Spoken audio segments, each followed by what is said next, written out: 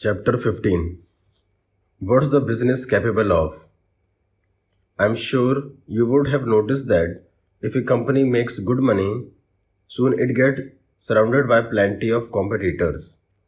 Eventually, the profit margin of the company suffers as the profit gets divided amongst all the competitors. But there are certain companies like Apple, Britannia, Zydus Wellness, etc., which are still going strong despite too much competition. So, how do these companies manage to stay strong? It is because of strong competitive advantage. Business analysis helps to identify if there is any competitive advantage that a company has over its peers. The differentiating factors could be patent, brands, location, and cost advantages, etc. These traits provide a company with a strong shield to compete with others. In financial terminology, the competitive advantage is often referred to as an economic moat. Economic moat, the differentiator. In simple words, the moat is a competitive advantage with which a company runs its business successfully. In the words of legendary value investor Warren Buffett, an economic moat is the company's ability to maintain a competitive advantage over its competitors. An economic moat refers to a unique service or product that helps the company to create a strong brand value for long. As soon as a company launches a new idea in the market, many competitors increases because of high margins. This is where economic moat come in the picture and provide tremendous competitive advantage to such businesses which are faced by fierce competition. How does knowing the moat of a company help in stock investment? Generally, for knowing how good a company is, you look at its past financial track record. But the previous track record of the company cannot give you complete assurance of its future. Thus, moats help you to understand how strongly the company will be able to compete in the future. And by understanding the moat of a company, you can place your best bet on the most promising companies. How to assure that the moat is sustainable? Of course, the moats are susceptible to erosion with time. The only way to ensure that it remains sustainable is that a company must follow a strong business model which does not get affected in the long run. Different types of moats to look for in a company. There are various types of moats to look for in a company, which are number 1, brands. You might have noticed that you ask for Crocin instead of paracetamol tablet when you visit medicine shop, or you often say Maggi instead of instant noodles when you visit a kirana shop. Such strong brands often become a part of our routine life and get reflected in our vocabulary. Here, as you can see, the product branding is so powerful that it overshadows all the products variant available in the market. And this is to such an extent that those variants are also bought in that product's name. So companies manufacturing Crocin and Maggi have a strong economic moat to sustain. Number 2. Regulatory licenses. Regulatory licenses also serve as an economic moat for several companies. For example, credit rating agencies NSE, BSE have enjoyed a long-standing monopoly in the market. Such companies have the edge over others because they are licensed to perform certain activities which others are not. Third, patents and copyrights. Patent refers to an intellectual property right given to an individual for a limited period to retain exclusive right for manufacturing, selling, or using an innovative product or service. Patents are given to provide an exclusive opportunity to the inventor to enjoy full commercial benefit for a limited period. Example: pharma industry thrives and survives on drug patent. A patent is one of the reasons why certain medicines are so expensive, as they are protected under the patent rights. 4. Network effect.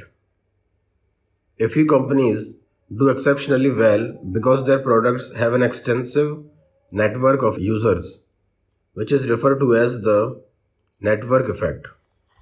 In such cases, the value of a product or service increases with the increase in the number of users. For example, everyone uses MS Office because everyone else is using it. Another example is Facebook. The more is the number of users, the better is the value of this social media platform. People prefer to stay on Facebook because they know their family and friends are available on it. Another famous example is WhatsApp. You would want to use it over other chat apps like WeChat because you would find all your friends here. 5. Switching cost. Switching costs serve as an economic moat for those products where the time, cost, and inconvenience of changing to a competitive product is way too much. So customers prefer sticking to the same product. For example, people having Airtel number would stick to it even if the service are not found to be satisfactory. It is because switching would mean redistributing the new number to all the contacts, which is cumbersome and time consuming. Thankfully, the mobile number portability has eradicated switching cost. Another example is your bank account. It is difficult to switch your salary or saving account to different banks as all services linked to your accounts get disrupted and you have to make a lot of effort to realign them again to your new account. On the contrary, if you have a loyalty card of Big Bazaar and you learn that DMart has become cheaper, then you would immediately switch to DMart. It is so because there are no ties any sort as a customer. 6. Low cost. Low cost act as an economic moat when the manufacturing cost of the product is small. For example, many cement industries establish their plant near lime resource to minimize their cost of sourcing the raw material and the cost of distribution of the finished product. So with cement companies, what matters is the availability of quality product at low prices. Of course, product differentiation is minimum in such cases. Some other example of this category of products are oil, power, and iron. 7. Vast distribution network. Vast distribution network serve as an economic moat when the extensive network helps you to replenish your stock instantly to ensure that the product is always available on the shelf. For example, Ravi resided in a small town called Saharanpur. He wanted to buy a car. Ravi was quite excited about the launch of MG Hector and wanted to purchase one. But since there wasn't any MG dealership in his town, he had to settle for a Suzuki Vistara Brezza. Many small companies with remarkable product die out eventually as their product never reach the end user on time. It shows that they are left behind by the companies using vast distribution network as an economic moat. On the contrary, companies like Pepsi, Coca-Cola, HUL, and P&G are dominating the market due to their strong distribution network. Thus, it is crucial to analyze a business completely before investing in it. As an investor, you must not rely on the short term profits of a company, but must look at its long term viability. Customer stickiness. Everyone enjoys going out on dinner, outing with family or friends. But do you visit the same restaurant every week? Of course not, because we look forward to having a new change in every outing. So the hunt is always for new places to visit every weekend. Now think about these products: Tata Salt, Amul Butter, Nescafe, Crocin. Can you recollect the last time you used this product? And since when are we using these products? Why don't we try any other paracetamol tablet apart from Crocin or Calpol? Why don't we buy any other salt other than Tata Salt? The reason is simple. These products are habit based. They derive their value from consistency and not a novelty. Products that are valued for their consistency, such as Coke, Nescafe, Lay's, Colgate, etc., are far more successful bets than products that rely on providing a unique experience or a novelty factor. For example, clothes represents a category in which fashion changes quickly, as everyone wants to look different. Hence, these companies incur huge R&D costs to bring in the latest fashion trends. In their quest to satiate the fashion longings of their large customers, the garment companies end up building a huge dead stock as well. Therefore, we see this huge competition and dozens of companies struggling in denim, shirts, and trouser segments. No one is a clear winner. No one is making huge money. Inversely, you don't look for a fashion or innovation in innerwear. The essential factor is the comfort and experience with the brand. Therefore, jockey suits you perfectly and sells like hotcakes. So follow the following rules to stay safe in picking stocks. Rule number 1. Look for companies with products that sell because of customer habit and consistency. Would you buy gold from a jeweler who is not reliable? No. Would you buy a t-shirt from a shop owner who you don't know? Maybe yes. Why was the answer different for two questions? Two reasons: value or price of the product and importance of the product. If the product you are buying is cheap and the inferior quality of the product won't cause any harm, then you won't be fuzzy about the product quality. But if the product costly, you will think twice before experimenting with a new brand or seller. Remember that every time the product doesn't have to be costly. You have to be careful before buying it.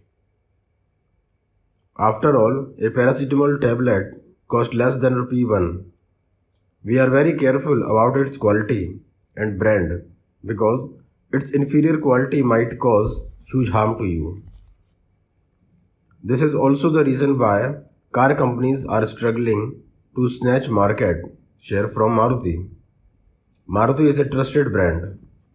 No one wants to experiment with their money by buying a car from a company other than Maruti.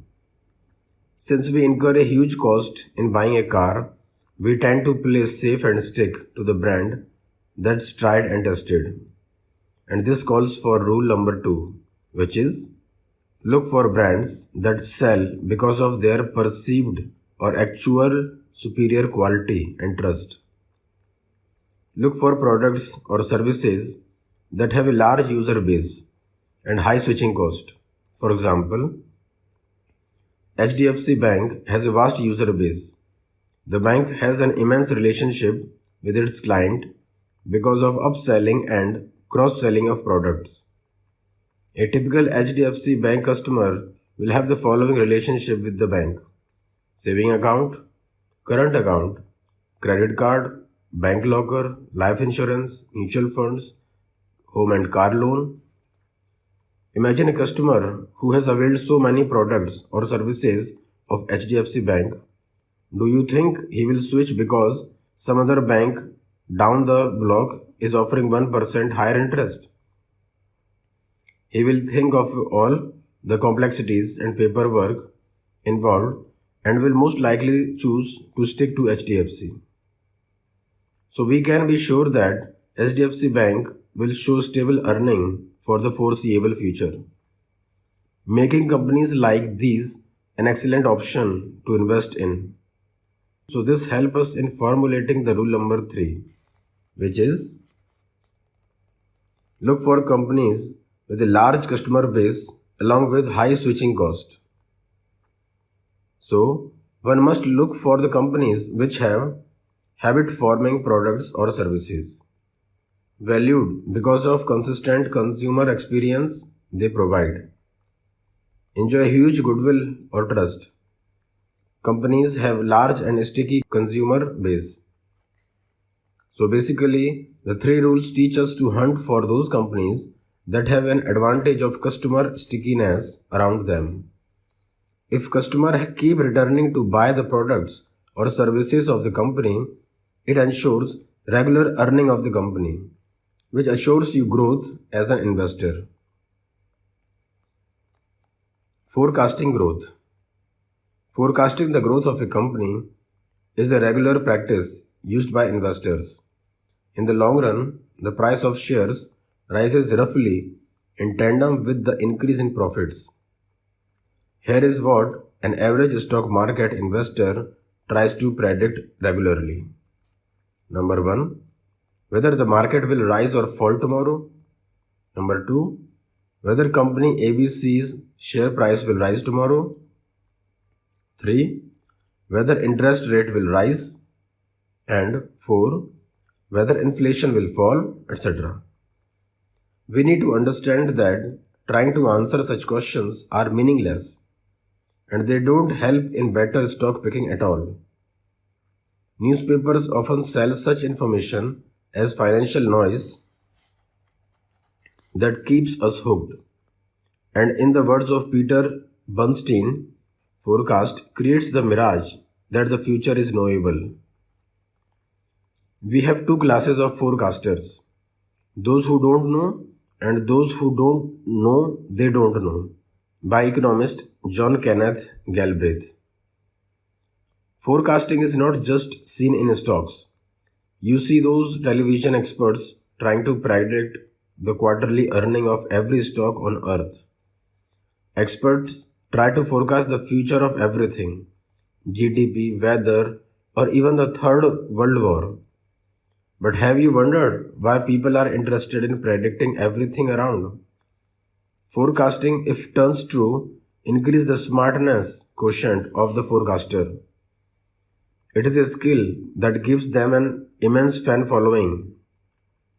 So people predict the future to gain name and fame. I see analysts trying to predict the next 5 years of estimated earnings of hundreds of companies. What's worse, they seem to precisely know how much company X will earn after 5 years. We can still relate if they give a range of expected earnings, but then a range won't make them look smart, so that they will provide you with an exact figure up to multiply decimal points.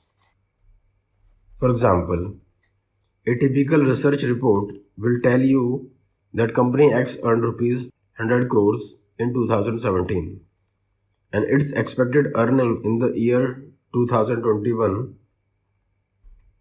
will be 137.55 crores.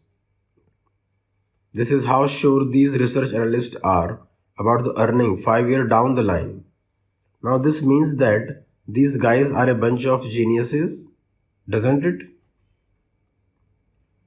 Let's compare this to what Warren Buffett has to say on forecasting stock prices. He claims that he doesn't even know what his own company will earn the next month. So forget about predicting figures 5 years hence. He's the greatest investor on earth, confessing the earnings are unpredictable, even if it's his own company. But these so-called analysts will confidently predict the next 100 years' earning if they are paid to do that. Now you are smart enough to understand whether you should rely on prediction or not. In the stock market, not all predictions are bad, but the important thing is to differentiate the predictable versus the unpredictable. Here are some examples showing what is predictable and what is not. Number 1. Will we develop a time machine in the next 50 years? Unpredictable. Number 2. Will we need food and water to survive after 20 years? Predictable. Number 3. Will we start a civilization on Mars? Unpredictable. Number 4. Will people travel more by air in the next 5 years? Predictable. So the first step is to segregate the predictable from the unpredictable. The second step is to segregate between the hard to predict and easy to predict questions. Here is an example. Number 1. Will people travel more by air in the next 10 years? Predictable, yes. Number 2. Will India invest in constructing more airports? Yes, easy to predict. Number 3. How many new airports will come up in the next 10 years? Hard to predict. Learning. Invest based on easy to predict questions.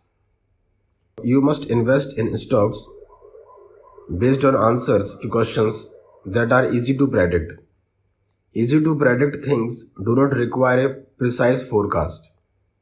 As the more specific your assumption is, the higher the risk of it going wrong. For example, if I ask you, would you invest in Zydus Wellness? Your answer must depend on the following questions. Number 1. Do you think people will become more diet conscious? And number 2. Do you think sugar-free brand has a huge brand recall? If the answer to the above two questions is yes, one could further analyze Zydus as an investment option. So the right investment strategy requires you to make generalized and not specific assumptions. Now let's take another example. Would you invest in a company that makes medicine for blood cancer patients? Well, let's figure out how to answer this. Number 1. Do you think the occurrence of blood cancer will rise? Do you think there will not be any new cure for blood cancer? Number 2. Do you think there will not be any new cure for blood cancer? Number 3. Do you think this company will remain a competitive blood cancer drug manufacturer? As you can see, the answers to these questions are much harder to forecast.